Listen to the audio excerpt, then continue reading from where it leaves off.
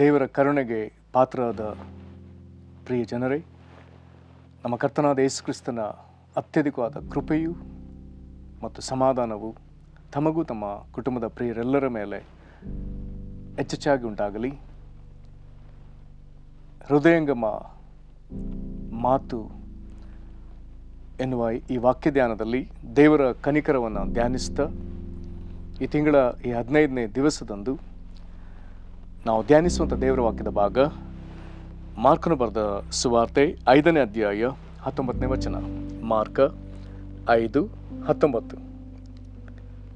ಇಲ್ಲಿ ಕರ್ತನಾದ ಯೇಸು ಕ್ರಿಸ್ತನು ಹೇಳೋ ಮಾತು, ಅವನಿಗೆ, ನೀನು ನಿನ್ನ ಮನೆಗೂ ನಿನ್ನ ಜನರ ಬಳಿಗೂ ಹೋಗಿ ಸ್ವಾಮಿ ನಿನ್ನಲ್ಲಿ ಕರುಣೆ ಇಟ್ಟು ನಿನಗೆ ಎಂತೆಂಥ ಉಪಕಾರಗಳನ್ನು ಮಾಡಿದ್ದಾನೋ ಅವನಿಗೆ ಹೇಳು ಅಂದನು. ಮತ್ತೊಮ್ಮೆ ಓದ್ತಾನೆ. ಯೇಸು ಅವನಿಗೆ, ನೀನು ನಿನ್ನ ಮನೆಗೂ ನಿನ್ನ ಜನರ ಬಳಿಗೂ ಹೋಗಿ ಸ್ವಾಮಿಯು ನಿನ್ನಲ್ಲಿ ಕರುಣೆ ಇಟ್ಟು ನಿನಗೆ ಎಂತೆಂಥ ಉಪಕಾರಗಳನ್ನು ಮಾಡಿದ್ದಾನೋ ಅದನ್ನು ಹೇಳು ಅಂದನು. ಈ ದಿನ ಈ ವಾಕ್ಯದಿಂದ ನಾವು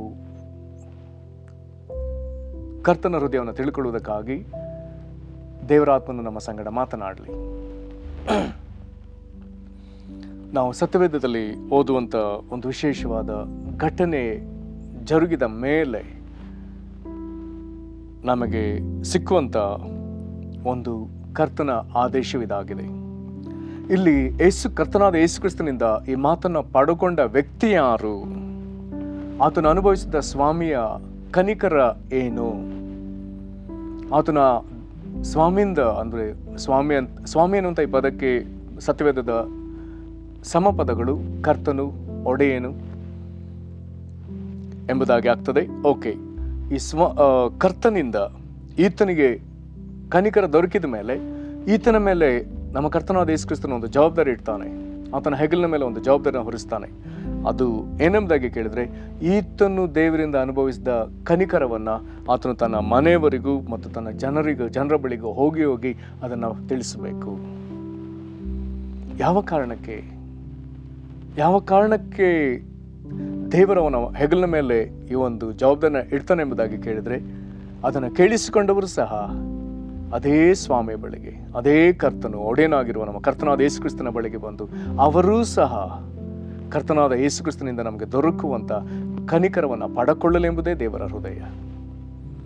ಒಂದು ವೇಳೆ ನಿನ್ನ ಜೀವಿತದಲ್ಲಿ ನೀನು ಈ ಹಿಂದೆ ದೇವರಿಂದ ಅನೇಕ ದೇವರ ಅದ್ಭುತಗಳು ಎಂಬುದಾಗಿ ಹೇಳುವಾಗ ಅದರ ಇನ್ನೊಂದು ವ್ಯಾಖ್ಯಾನ ದೇವರ ಕನಿಕರದ ಕ್ರಿಯೆ. ನಿನ್ನ ಜೀವಿತದಲ್ಲಿ ದೇವರ ಕನಿಕರದ ಕ್ರಿಯೆ ಅಥವಾ ಕಾರ್ಯ ಇವುಗಳನ್ನ ನೀನು ಅನುಭವಿಸಿದ್ರೆ ಅದನ್ನು ನೀನು ಸಹ ನಿನ್ನ ಮನೆಯವರಿಗೂ ನಿನ್ನ ಜನರ ಬಳಿಗೂ ಹೋಗಿ ಹೇಳುವಂಥ ಒಂದು ಜವಾಬ್ದಾರಿ ನಿನಗೆ ಇದೆ ಎಂಬುದು ನಿನಗೆ ಗೊತ್ತಾಗಬೇಕು. ಈ ಮನುಷ್ಯ ಯಾರು? ಈ ಮನುಷ್ಯನು ಈತನನ್ನು ಯೇಸು ಸ್ವಾಮಿ ಸಂಧಿಸಿದ್ದು ಊರ ಹೊರಗೆ ಅಥವಾ ಒಂದು ಸಮುದ್ರದ ದಡದಲ್ಲಿ. ಇಲ್ಲಿ ಗೆರಸೇನರ ಸೀಮೆ, ಇದಕ್ಕೆ ಅರ್ಥ ಒಂದು ಹೊಸ ಆರಂಭ ಎಂಬುದಾಗಿ. ಒಂದು ಹೊಸ ಆರಂಭ ಕೊಡ್ಲಿಕ್ಕಾಗಿ ಯೇಸು ಇವನ ಬಳಿಗೆ ಬಂದಿದ್ದಾನೆ. ಯಾವ ಕಾರಣಕ್ಕೆ ಈತನ ಬಳಿಗೆ ಬಂದ? ಈತನೊಬ್ಬ ದೆವ್ವ ಹಿಡಿದ ಮನುಷ್ಯ ಎಂಬುದಾಗಿ ವಾಕ್ಯ ನೇರವಾಗಿ 2ನೇ ವಚನದಲ್ಲಿ ಹೇಳ್ತದೆ. ಈತನ ವಾಸಸ್ಥಾನವೇ ಸಮಾಧಿ, ಅದರ ಗವಿಗಳು. ಈತನ ಹಗಲು ರಾತ್ರಿ ಆರ್ಭಟಿಸುವ ಮನುಷ್ಯ. ಈತನ ಮೈ ಮೇಲೆ ಒಂದು ತುಂಡು ವಸ್ತ್ರ ಇಲ್ಲದಂಥ ಒಬ್ಬ ಮನುಷ್ಯ. ಈತನನ್ನು ಹತೋಟಿಗೆ ತರಲಿಕ್ಕೆ ಅನೇಕರು ಪ್ರಯಾಸಪಟ್ಟು ಸೋತು ಹೋಗಿದ್ದಾರೆ. ಕಾರಣ, ಆತನನ್ನು ಅನೇಕ ವಿಧವಾಗಿ ಬಂಧಿಸಿದ್ದಾರೆ. ಸರಪಣೆಗಳಿಂದಲೋ ಹಗ್ಗಗಳಿಂದಲೋ ನಾನಾ ವಿಧವಾದ ಸಂಗತಿಗಳಿಂದ ಆತನನ್ನು ಬಂಧಿಸಿದ್ದಾರೆ. ಆದರೆ ಈತನಲ್ಲಿರುವಂಥ ದೆವ್ವಗಳು ಅವೆಲ್ಲವನ್ನ ತುಂಡಾಗುವಂತೆ ಅದನ್ನು ಕಿತ್ತು ಹಾಕಿವೆ. ಒಂದು ವೇಳೆ ಆತನ ಕೈಗೆ ಹಾಕಿದ ಸರಪಳಿಗಳು ಅವುಗಳನ್ನ ಆತನ ಕಳಚಿಕೊಂಡಿದ್ರೆ ಒಂದು ವೇಳೆ ಅವನ ಕೈಗಳಲ್ಲಿ ಅದು ಹಾಗೆ ನೇತಾಡ್ತಿತ್ತೇನೋ, ಆತನು ನಡೆದಾಡಿದ್ರೆ ಆ ಕಬ್ಬಿಣದ ಶಬ್ದಗಳು ಕೇಳ್ತಿತ್ತೇನೋ. ಇನ್ನೂ ಭೀಕರವಾದ ಇನ್ನೊಂದು ಬಹಳ ನಾವು ದುಃಖ ಪಡುವಂತಿರುವಂಥ ಇನ್ನೊಂದು ವಿಷಯವೇನಂತ ಹೇಳಿದ್ರೆ, ಈತನು ಕಲ್ಲುಗಳನ್ನ ತಕ್ಕೊಂಡು ಆಗಾಗ ತನ್ನ ಮೈಯನ್ನು ಜಜ್ಜಿಕೊಳ್ತಿದ್ದಂತೆ. ಇವನನ್ನು ನೋಡಿದರೆ ತಲೆಯಿಂದ ಕಾಲಿನವರೆಗೂ ಅಲ್ಲಲ್ಲಿ ಜಜ್ಜಿದ ಗಾಯ, ತಾನೇ ಕಲ್ಲಿನಿಂದ ಜಜ್ಜಿಕೊಂಡು ಮಾಡಿಕೊಂಡ ಹಳೆ ಗಾಯಗಳು, ಹೊಸ ಗಾಯಗಳು. ಹಾಗಾದರೆ ಈತನ ಈತನು ನೋಡುಗರ ನೋಟಕ್ಕೆ ಎಷ್ಟು ಭೀಕರನಾಗಿ ಎಂಥ ಒಂದು ಹೀನ ಸ್ಥಿತಿಯಲ್ಲಿ ಕಂಡಿರಬಹುದು. ಒಂದು ವೇಳೆ ಈತನ ಹೆತ್ತವರೇ ಆತನನ್ನು ದಿನದಿಂದ ದಿನಕ್ಕೆ ನೋಡಿದರೆ ಅವರೆಷ್ಟು ದುಃಖಪಟ್ಟಿರ್ಬೋದು. ಅಯ್ಯೋ, ನನ್ನ ಮಗನು ಎಂಥ ಹೀನ ಸ್ಥಿತಿಯಲ್ಲಿ ಇದ್ದಾರಲ್ಲ, ಈತನನ್ನು ಹತೋಟಿಗೆ ತರಲಿಕ್ಕೆ ಯಾರಿಂದಲೂ ಆಗ್ತಿಲ್ಲವಲ್ಲ, ಈತನನ್ನು ಯಾರಾದರೂ ಸರಿ ಮಾಡಿದ್ರೆ ಚೆನ್ನಾಗಿತ್ತಲ್ಲ.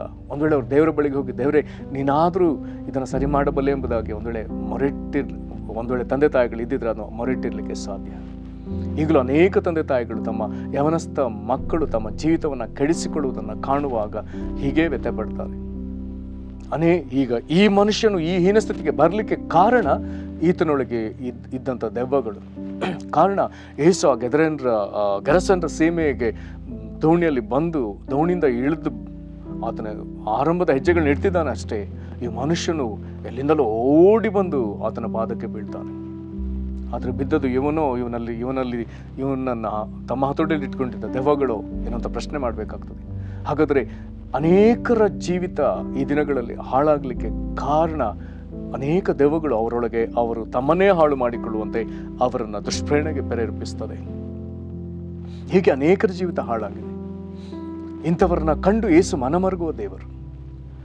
ಈ ವಾಕ್ಯ ಭಾಗದಲ್ಲಿ ಇನ್ನೊಂದು ವಿಶೇಷವಾದ ವಿಷಯವೇನಂತ ಹೇಳಿದ್ರೆ, ಇವನು ಎಂದೂ ದೇವರ ಬಳಿ ಪ್ರಾರ್ಥಿಸಿದ ಒಂದು ಉಲ್ಲೇಖ ಇಲ್ಲ. ಕುಷ್ಠರೋಗಿ ತಾನಾಗಿ ಯೇಸು ಕ್ರಿಸ್ತನ ಬಳಿಗೆ ಬಂದ ಎಂಬುದಾಗಿ ಬರ್ತದೆ. ಪಾರ್ಶ್ವವಾಯು ರೋಗಿಯನ್ನು 4 ಮಂದಿ ಹೊತ್ತುಕೊಂಡು ಬಂದರೆ ಎಂಬುದಾಗಿ ಬರ್ತದೆ. ಮೂರ್ಛಾ ರೋಗಿಯಾಗಿದ್ದ ಬಾಲಕನಿಗಾಗಿ ತನ್ನ ತಂದೆ ಬಂದ ಎಂಬುದಾಗಿ ಬರ್ತದೆ. ಸತ್ತು ಹೋಗಿದ್ದ ಬಾಲಕಿಗಾಗಿ ಆಕೆಯ ತಂದೆ ಯಾಹಿರನು ಬಂದು ಬೇಡಿಕೊಂಡ ಎಂಬುದಾಗಿ ಬರ್ತದೆ. ತನ್ನ ಆಳಿಗಾಗಿ ಶತಾಧಿಪತಿ ಬಂದು ಪ್ರಾರ್ಥಿಸಿದ ಎಂಬುದಾಗಿ ಬರ್ತದೆ. ಅನೇಕರು ತಾವಾಗಿ ಬಂದು ಪ್ರಾರ್ಥಿಸಿದ್ದಾರೆ, ಅಥವಾ ಈ ತಮ್ಮವರಿಗಾಗಿ ಇತರರು ಬಂದು ಪ್ರಾರ್ಥಿಸಿದ ಉಲ್ಲೇಖ ಅನೇಕ ನಮಗೆ ವಾಕ್ಯದಲ್ಲಿ ಸಿಗ್ತದೆ. ಆದರೆ ಇವನಿಗಾಗಿ ಪ್ರಾರ್ಥಿಸಿದವರು ಯಾರೂ ಇಲ್ಲ. ಆದರೆ ದೇವರ ಕನಿಕರ ಎಂಥದ್ದು, ತಾನೇ ಆತ್ಮದಲ್ಲಿ ಗ್ರಹಿಸಿದವನಾಗಿ ಎಲ್ಲಿಂದಲೂ ಸಮುದ್ರ ಪ್ರಯಾಣ ಮಾಡಿ ಈತನೊಬ್ಬನಿಗಾಗಿ ಯೇಸು ಹುಡುಕಿಕೊಂಡು ಬಂದು ಅವನನ್ನು ಆ ದೆವ್ವಗಳ ಹಿಡಿತದಿಂದ, ಆಳ್ವಿಕೆಯಿಂದ, ಒಡೆತನದಿಂದ ಬಿಡಿಸುವಂಥ ಒಂದು ಪ್ರಯತ್ನವನ್ನು ಕರ್ತನು ತಾನೇ ಮಾಡಿದಾನಲ್ಲ. ಎಂತಹ ಕನಿಕರ! ಈತನ ಬಳಿಗೆ ಯೇಸು ಕ್ರಿಸ್ತನು ಅಲ್ಲಿ ಬಂದಾಗ ದೆವ್ವಗಳು ಬಂದು ಪಾದಕ್ಕೆ ಬಿದ್ದು ಆ ದೆವ್ವಗಳು ಮಾತನಾಡ್ತವೆ. ಏನಂತ ಕೇಳ್ತವೆ? ಯೇಸುವೇ, ಪರಾತ್ಪರನಾದ ದೇವರ ಮಗನೇ, ಅಂದ್ರೆ ಉನ್ನತೋನ್ನತನಾದ ದೇವರ ಮಗನೇ, ನಮ್ಮ ಗೊಡವೆ ನಿನಗೇಕೆ? ಮುಂದೆ ಹೇಳ್ತವೆ, ದೇವರಾಣೆ ನಮ್ಮನ್ನು ಕಾಡಬೇಡ, ಆ ದೇವರಾಣೆ ನನ್ನನ್ನು ಕಾಡಬೇಡ. ಕೆಲವೊಂದು ಕಡೆ ಏಕವಚನದಲ್ಲಿ ಮಾತನಾಡಿಕೊಳ್ತವೆ, ಎಲ್ಲವೂ ಸೇರಿ ನನ್ನ ಎಂಬುದಾಗಿ ಹೇಳ್ತವೆ, ಕೆಲವೊಂದು ಕಡೆ ನಮ್ಮ ಎಂಬುದಾಗಿ ಮಾತನಾಡ್ತವೆ. ಆಮೇಲೆ ಮುಂದೆ ಯೇಸು ಕ್ರಿಸ್ತನು ಅವುಗಳಿಗೆ ಮುಂದಿನ ಮಾತು ಹೇಳ್ತದೆ, ಕಾರಣ ಯೇಸು ಕ್ರಿಸ್ತನು ಅದಕ್ಕೆ ಅಪ್ಪಣೆ ಕೊಟ್ಟಿದ್ದ, ಎಲ್ಲಾ ದೇವ ಇವನನ್ನು ಬಿಟ್ಟು ಹೋಗು. ಮುಂದೆ ಯೇಸು ಕ್ರಿಸ್ತನು ಇನ್ನೊಂದು ವಿಚಿತ್ರವಾಗಿ ಒಂದು ಪ್ರಶ್ನೆ ಕೇಳ್ತಾನೆ. ಏನ್ ಪ್ರಶ್ನೆ? ಆ ದೆವ್ವಗಳನ್ನ ನೋಡಿ ಆತನ ಪ್ರಶ್ನೆ ಕೇಳ್ತಾನೆ, ನಿನ್ನ ಹೆಸರೇನು? ಬಹಳ ವಿಚಿತ್ರ, ಆದ್ರೆ ಇದು ನಮ್ಮ ಗ್ರಹಿಕೆಗೆ ಬಹಳ ಪ್ರಾಮುಖ್ಯವಾದದ್ದು. ಕೂಡಲೇ ಆ ದೆವ್ವಗಳು ಹೇಳ್ತವೆ, ಅವುಗಳ ಹೆಸರನ್ನ ದಂಡು ಎಂಬುದಾಗಿ ಹೇಳ್ತದೆ. ದಂಡು ಎನ್ನುವಂಥದ್ದು ಬಂದು ಒಂದು ಸೈನ್ಯದ ತುಕಡಿಯ ಶಬ್ದ. ರೋಮ್ ಸಿಪಾಯಿಗಳ ಒಂದು ತುಕಡಿ ದಂಡು ಅಂತ ಹೇಳಿದ್ರೆ ಅದರಲ್ಲಿ 6,000 ಚಿಲ್ಲರೆ ಇನ್ನೂ ಅಧಿಕ ಸಂಖ್ಯೆಯಲ್ಲಿ ಬರುವಂಥ ಸೈನಿಕರ ಒಂದು ಗುಂಪು.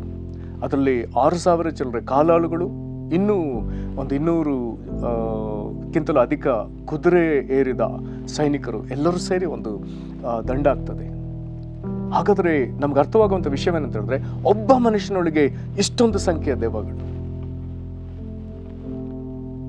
ಆ ಮನುಷ್ಯ ಒಂದೊಂದು ದೆವ್ವದ ಸ್ವಭಾವ ಒಂದೊಂದು ರೀತಿಯಲ್ಲಿದ್ದರೆ ಒಂದೊಂದು ಅವುಗಳ ಸ್ವಭಾವಕ್ಕನುಸಾರವಾಗಿ ಮನುಷ್ಯನ ನಾವು ಪೀಡಿಸಿ ಅವನನ್ನು ಹಾಳು ಮಾಡ್ತಾರೆ.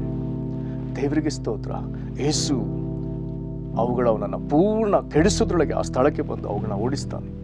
ಇನ್ನು ಅವುಗಳಿಗೆ ಗೊತ್ತು, ಯೇಸುವಿನಿಂದ ನಮಗೆ ಕನಿಕರ ದೊರಕುವುದೇ ಇಲ್ಲ. ಇಲ್ಲಿ ಅದ್ಭುತವಾಗಿ ಗ್ರಹಿಸಬೇಕಾದ ವಿಷಯವೇನಂತ ಹೇಳಿದ್ರೆ, ಯೇಸುವಿನ ಕನಿಕರವೆಲ್ಲವೂ ಒಬ್ಬ ಮನುಷ್ಯನ ಮೇಲೆ. ಆದರೆ ಯೇಸುವಿನ ಕನಿಕರ ಅಷ್ಟು ದೆವ್ವಗಳು ಎಷ್ಟೇ ಕೇಳಿಕೊಂಡ್ರು ಅವುಗಳಿಗೆ ಆತನ ಕನಿಕರವಿಲ್ಲ. ಅವುಗಳಿಗೆ ಸ್ಪಷ್ಟವಾಗಿ ಗೊತ್ತಾಯ್ತು, ಓಡಿಸೋದಾದ್ರೆ ನಮ್ಮನ್ನ ಅಲ್ಲಿ ಒಂದು 2,000 ಹಂದಿ ಮೇಯ್ತಾಯಿತ್ತು, ಅದರೊಳಗೆ ಕಳಿಸು. ಯೇಸುವಿಗೆ ಅದು ಯಾವುದು ಪರಿವೇ ಇಲ್ಲ. ಈ ಮನುಷ್ಯನಿಗೆ ಬಿಡುಗಡೆ ಆಗಬೇಕು. ಒಂದು ಆತ್ಮ ಆತನಿಗೆ ಬಹಳ ಪ್ರಾಮುಖ್ಯ. ದೆವ್ವಗಳಿಗೆ ಅಪ್ಪಣೆ ಕೊಟ್ಟ, ಹಂದಿಗಳಲ್ಲಿ ಹೋಯ್ತು. ಆ ದೆವ್ವಗಳು ಕೂಡಲೇ ಮಾಡಿದ್ದೇನು, ಹಂದಿಗಳನ್ನೆಲ್ಲ ಓಡಿಸ್ಕೊಂಡು ಹೋಗಿ ಒಂದು ಕಡಿದಾದ ಸ್ಥಳದೊಳಗಿಂದ ಅವುಗಳನ್ನ ನೂಕಿದಾಗ ಹಂದಿಗಳೆಲ್ಲ ಬಿದ್ದು ಅಷ್ಟು ಹಂದಿಗಳು ನಾಶವಾದವು. ಈ ಎಲ್ಲ ಸಂಗತಿಗಳನ್ನ ಕಂಡ ಹಂದಿಕಾಯರು ಓಡಿ ಹೋಗ್ತಾರೆ ಗಾಬರಿಂದ. ಊರೊಳಗೆ ಅದನ್ನು ಹೇಳ್ತಾರೆ, ಇಂತಿಂಥ ಸಂಗತಿ ನಡೀತು. ಇನ್ನು ಸ್ವಲ್ಪ ಹೊತ್ತಿಗೆ ಒಂದು ದೊಡ್ಡ ಗುಂಪು ಆ ಜಾಗಕ್ಕೆ ಬರ್ತದೆ. ಬಂದು ನೋಡುವಾಗ ಅಲ್ಲಿ ಏಸು ಇದ್ದಾನೆ, ದೆವ್ವಗಳಿಂದ ಬಿಡುಗಡೆ ಆದ ಮನುಷ್ಯನ ಬಟ್ಟೆ ಹಾಕಿಕೊಂಡು ಸ್ವಸ್ಥ ಬುದ್ಧಿಯಿಂದ ಅಲ್ಲಿ ಕುಳಿತಿದ್ದಾನೆ ಎಂಬುದಾಗಿ ಬರ್ತದೆ ವಾಕ್ಯದಲ್ಲಿ. 15ನೇ ವಚನದಲ್ಲಿ ಯೇಸುವಿನೊಂದಿಗೆ ಬಂದ ಶಿಷ್ಯರ ಗುಂಪಲ್ಲಿ ಇದ್ದಿರಲಿಕ್ಕೆ ಸಾಧ್ಯ. ಆದರೆ ವಿಶೇಷ ಆ ಊರಿನಿಂದ, ಅಕ್ಕಪಕ್ಕದ ಹಳ್ಳಿಗಳಿಂದ, ಊರುಗಳಿಂದ ಬಂದ ಜನ ಈಗ ಯಾವುದಕ್ಕೆ ಹೆದರಿದ್ರು ಎಂಬುದಾಗಿ ಇಲ್ಲಿ ನಾವು ನೋಡಿದರೆ, ಆ ದೆವ್ವಗಳಿಂದ ಹಿಡಿಯಲ್ಪಟ್ಟಿದ್ದ ಆ ಮನುಷ್ಯನ ಬಟ್ಟೆ ಹಾಕಿಕೊಂಡು ಸ್ವಸ್ಥ ಮನಸ್ಸಿನಿಂದ ಸಮಾಧಾನದಿಂದ ಕುಳಿತಿದ್ದಾನಲ್ಲ, ಸ್ವಸ್ಥ ಬುದ್ಧಿಯಿಂದ ಕೂತಿದ್ದಾನಲ್ಲ, ಅದನ್ನು ನೋಡಿ ಅವರು ಹೆದರಿದ್ರು ಎಂಬುದಾಗಿ ಬರ್ತದೆ. ಅಂದರೆ ಗಾಬರಿ ಆಗಿದೆ. ಇಂಥ ಒಂದು ಭೀಕರ ಮನುಷ್ಯನನ್ನು ಇಷ್ಟು ಶಾಂತ ಸ್ವಭಾವಕ್ಕೆ ತಂದಿರೋದಾದರೆ ಈತನನ್ನು ಬಿಡಿಸ್ತಾ ಏಸು ಎಂಥವನಿರ್ಬೋದು ಅನ್ನುವಂಥ ಒಂದು ದೊಡ್ಡ ಗಾಬರಿ. ಅವ್ರು ಕೇಳಿಕೊಳ್ತಾರೆ, ದಯವಿಟ್ಟು ನೀನು ಇಲ್ಲಿಂದ ಹೋಗ್ಬಿಡು. ಸರಿ, ಏಸು ಬೇಗ ಅಲ್ಲಿಂದ ದೋಣಿ ಹತ್ತಿ ಹೊರಡುವುದಕ್ಕೆ ಆತನು ಮುಂದಾಗ್ತಾನೆ. ತಾನು ಬಂದ ಕೆಲಸ ಮುಗಿತು, ಆತನು ಹೊರಡ್ತಾನೆ. ಏಸು ಈಗ ದೋಣಿ ಹತ್ತುವಾಗ ಈಗ ಬಿಡುಗಡೆ ಹೊಂದಿದ್ದ ಈ ಮನುಷ್ಯನು ಓಡಿ ಹೋಗ್ತಾನೆ, ನಾನು ನಿನ್ನ ಸಂಗಡ ಬರ್ತೇನೆ, ನಿನ್ನ ಜೊತೆ ಇರ್ತಾನೆ. ಆಗ ಏಸು ಹೇಳ್ತಾನೆ ಆತನಿಗೆ, ನೀನು ನಿನ್ನ ಮನೆಗೂ ನಿನ್ನ ಜನರ ಬಳಿಗೆ ಹೋಗಿ ಸ್ವಾಮಿ ನಿನ್ನಲ್ಲಿ ಕರುಣೆ ಇಟ್ಟು ನಿನಗೆ ಎಂತೆಂಥ ಉಪಕಾರಗಳನ್ನು ಮಾಡಿದ್ದ ಅನ್ನೋದನ್ನು ಹೇಳು. ಹಾಗಾದರೆ ಈತನು ಕುಳಿತು ತನಗಿದ್ದ ಎಲ್ಲ ಸಮಸ್ಯೆಗಳು, ಅವುಗಳು ಒಂದೊಂದರಿಂದಲೂ ದೇವರು ತನಗೆ ಕೊಟ್ಟ ಬಿಡುಗಡೆಯನ್ನು ಆತನು ಲೆಕ್ಕಿಸಿ ಮಾನಿಸಿ ಅದನ್ನು ಅಧಿಕ ಹಿರಿಮೆಯಿಂದ ದೇವರಿಗೆ ಘನ ಸಲ್ಲುವಂತೆ, ಸ್ವಾಮಿಗೆ ಕರ್ತನಾದ ಯೇಸು ಕ್ರಿಸ್ತನಿಗೆ ಘನ ಸಲ್ಲುವಂತೆ ಆತನು ಅನೇಕರಿಗೆ ಹೇಳಬೇಕೆಂಬುದಾಗಿ ಆತನ ಮೇಲೆ ಒಂದು ಜವಾಬ್ದಾರಿ ಇಟ್ಟು ಕಳಿಸ್ತಾನೆ. ಕರ್ತನಲ್ಲಿ ಪ್ರೀತಿಯುಳ್ಳ ದೇವ ಜನರೇ, ಸ್ವಾಮಿಯ ಕನಿಕರ ಅನುಭವಿಸಿದ ನಾವೆಲ್ಲರೂ ಆತನ ಕನಿಕರ ಎಂಥದ್ದು, ಆತನಿಂದ ನಮಗಾದ ಉಪಕಾರಗಳು ಅದೆಷ್ಟು, ಅವುಗಳು ಎಂಥದ್ದು, ಮೊದಲಿದ್ದ ಹೀನ ಸ್ಥಿತಿಯನ್ನು, ಈಗ ನಮಗೆ ಸಿಕ್ಕ ಹಿರಿಮೆ ಏನು, ಶ್ಲಾಘ್ಯವೇನು, ಅದನ್ನು ಹೇಳುವಂಥ ಜವಾಬ್ದಾರಿ ನಮ್ಮ ಮೇಲೆ ಇದೆ. ಇದಕ್ಕಾಗಿ ನಮ್ಮ ಬಾಯಿಗಳನ್ನ ನಾವು ತೆರೀಬೇಕಾಗ್ತದೆ. ದೇವರಾತ್ಮನ ಇದಕ್ಕಾಗಿ ನಮ್ಮನ್ನು ಬಲಪಡಿಸಲಿ. ಪ್ರಾರ್ಥನೆ ಮಾಡೋಣ. ಮಹಿಮೇಳ ತಂದೆ, ಒಬ್ಬ ಮನುಷ್ಯನನ್ನು ಹೇಗೆ ನೀನು ಕನಿಕರಿಸಿದೆಯಲ್ಲಪ್ಪ, ಎಲ್ಲ ಮನುಷ್ಯರಿಗೂ ದಯೆ ತೋರುವ ದೇವರೇ, ಎಲ್ಲರನ್ನ ಕರುಣಿಸುವ ಕರ್ತನೆ ಅಪ್ಪ, ಈ ಒಬ್ಬ ಮನುಷ್ಯನಿಗೆ ನೀನು ಎಂಥ ಕನಿಕರ ತೋರಿದಿ. ಯಾರಿಂದಲೂ ಹತೋಟಿಗೆ ತರಲಾದ ಒಬ್ಬ ಮನುಷ್ಯನ ಮೇಲೆ ನೀನು ಕನಿಕರವಿಟ್ಟು ಅಪ್ಪ, ಆತನ ಎಲ್ಲ ಭೀಕರ ಸ್ಥಿತಿಗೆ ಕಾರಣವಾದ ಆ 6,000 ಚಿಲ್ಲರೆ ದೆವ್ವಗಳಿಂದ ಆತನನ್ನು ಬಿಡುಗಡೆ ಮಾಡುವಂತೆ ಅಪ್ಪ, ನೀನು ನೀನಾಗೆ ಆತನ ಬಳಿಗೆ ಬಂದು ಅಪ್ಪ ಎಲ್ಲ ದೆವ್ವಗಳನ್ನು ನೀನು ಓಡಿಸಿಬಿಟ್ಟದಕ್ಕಾಗಿ ಸ್ತೋತ್ರ. ಆ ಮನುಷ್ಯನಿಗೆ ಒಂದು ಶಾಶ್ವತ ಪರಿಹಾರ ಬಿಡುಗಡೆ ಕೊಟ್ಟದಕ್ಕಾಗಿ ಸ್ತೋತ್ರ. ಕರ್ತನೆ, ಈ ವಾಕ್ಯವನ್ನು ಕೇಳ್ತಿರುವಂಥ ಈ ಪ್ರಿಯರು ಕರ್ತನೆ, ತಮ್ಮವರಿಗೂ ನಮಗೂ ಇಂಥ ಒಂದು ಬಿಡುಗಡೆ ಬೇಕಲ್ಲ ಎಂಬುದಾಗಿ ಅಪೇಕ್ಷಿಸ್ತಿರುವಾಗ ಅಪ್ಪ, ಅದನ್ನು ಆ ಮನುಷ್ಯನಿಗಾಗಿ ಮನಮರುಗಿದ ಏಸಪ್ಪ, ಈ ದಿನ ಈ ಪ್ರಿಯರಿಗಾಗಿ ನೀನು ಮನಮರುಗು, ಇವರಿಗೂ ನಿನ್ನ ಕನಿಕರವನ್ನು ಪ್ರಕಟಿಸು. ನಿನ್ನಿಂದ ಹೊಂದಿದ ಉಪಕಾರಗಳನ್ನು ಇವರು ಕರ್ತನೆ ತಮ್ಮವರಿಗೂ ಮತ್ತು ತಮ್ಮ ಸುತ್ತಲಿನ ಜನರಿಗೂ ಕರ್ತನೆ ನಿನ್ನ ಆ ಉಪಕಾರವನ್ನು ವಿಶೇಷವಾಗಿ ನಿನ್ನ ಕನಿಕರವನ್ನು ಹೇರಳವಾಗಿ ಪ್ರಕಟಿಸುವಂತಾಗಲಿ. ಅದನ್ನು ಕೇಳಿದವರ ಹೃದಯದಲ್ಲಿ ನಂಬಿಕೆ ಉತ್ಪತ್ತಿಯಾಗಿ ಅವರೂ ನಿನ್ನ ಬಳಿಗೆ ಬಂದು ನಿನ್ನ ಕನಿಕರದ ಅನುಭವವನ್ನು ಪಡ್ಕೊಂಡು ಅವರು ಅದನ್ನು ಪ್ರಕಟಿಸುವವರಾಗಲಿ. ಕರ್ತನೆ, ಇದನ್ನು ಕೇಳಿಸಿಕೊಳ್ತಿರುವ ಇವರ ಜೀವಿತಕ್ಕೆ, ಇವರ ಕುಟುಂಬಕ್ಕೆ, ಇವರ ಕುಟುಂಬದ ಪ್ರಿಯರಿಗೆ, ಇವರ ಆಪ್ತರಿಗೆ ನಿನ್ನ ಈ ಕನಿಕರ ಪ್ರಕಟವಾಗಲಿ, ಬಿಡುಗಡೆ ಉಂಟಾಗಲಿ, ನಿನಗೆ ಮಹಿಮೆ ಆಗಲಿ. ಹಾಗೆ ನೀನು ಮಾಡುವುದಕ್ಕಾಗಿ ಸ್ತೋತ್ರ. ಯೇಸು ಕ್ರಿಸ್ತನ ಹೆಸರಲ್ಲಿ ಬೇಡ್ದೇವೆ ನಮ್ಮ ತಂದೆಯೇ, ಆಮೇನ್. ಕರ್ತ ನಿಮ್ಮನ್ನು ಕನಿಕರಿಸದೆ ಆಶೀರ್ವದಿಸಲಿ. ವಂದನೆಗಳು.